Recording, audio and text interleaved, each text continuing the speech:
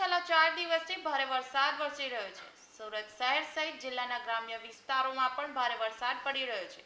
ત્યારે સુરતમાંથી પસાર થતી ખાડીઓના જળસ્તરમાં વધારો થઈ રહ્યો છે। લિંબાયત વિસ્તારમાંથી પસાર થતી મીઠી ખાડીના જળસ્તરમાં વધારો થઈ રહ્યો છે। હાલ ભયજનક સપાટીએ વહેતી ખાડીમાં વધારે વરસાદ પડે તો સ્થિતિ વિકટ થઈ શકે તેમ છે।